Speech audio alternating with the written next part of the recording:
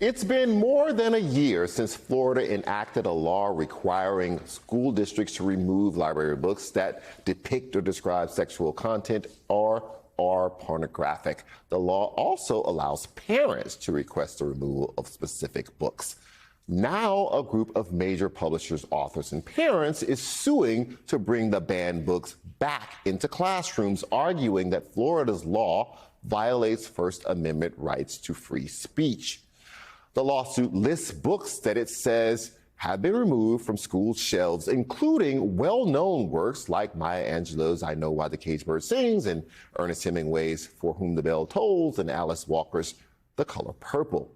A spokesman from Florida's Department of Education called the lawsuit a stunt, saying, quote, "There are no books banned in Florida. Sexually explicit material and instruction are not suitable for schools."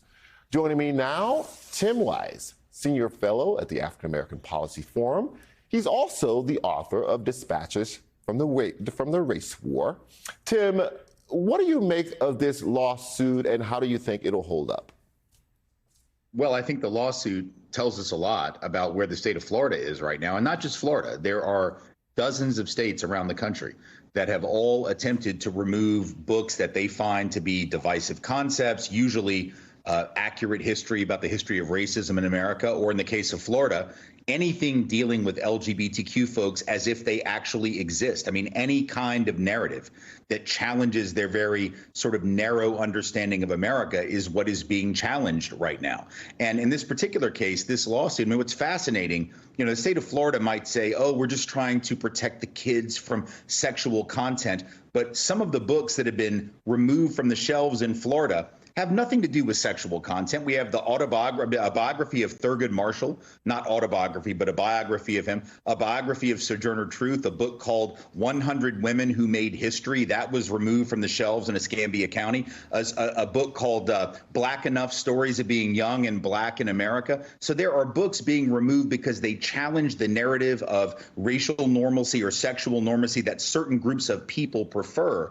That has nothing to do with protecting children. In fact, it restricts the ability of children to learn the full breadth and depth of the American and world and life experience. So this is not about protecting children. This is about banning books that a handful of people, let's be clear, most Floridians and most Americans don't support this kind of thing, but there are a handful of people responsible for pulling these books from shelves, denying everybody the opportunity to learn the truth about this country and the experiences of people beyond just their own experience.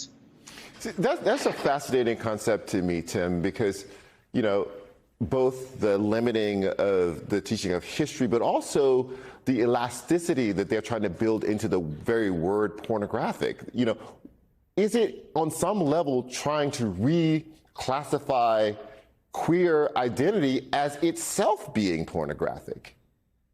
Well, I think there's no question when you look at the disproportionate way in which LGBTQ narratives have been targeted by this law and by those who were seeking to remove books, it is no doubt that queerness itself is being, in a sense, criminalized. But I would suggest also there's an interesting component that the lawsuit doesn't touch on, and I'm not blaming the attorneys for picking their arguments and going to court on the basis of what they're doing, but I think it is worth noting that a disproportionate share of the books being targeted for so-called sexual content are either written by authors of color or concern characters of color. Now, should we assume that authors of color are just inherently more sexual than white authors? Well, that's ridiculous, right? But the reality is that we know race has been intensely sexualized throughout American history, and sex has been racialized, right? And so when you look at a book like Toni Morrison's Beloved, are they really upset about the centrality of rape to that narrative as a sexual issue, or are they upset about the fact that rape was so central to the formation of white supremacy and enslavement, which is also part of that novel? I think we know the actual answer to that,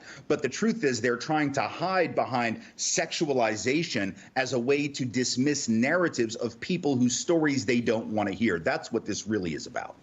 And what do you think the significance is of the authors themselves joining the lawsuit?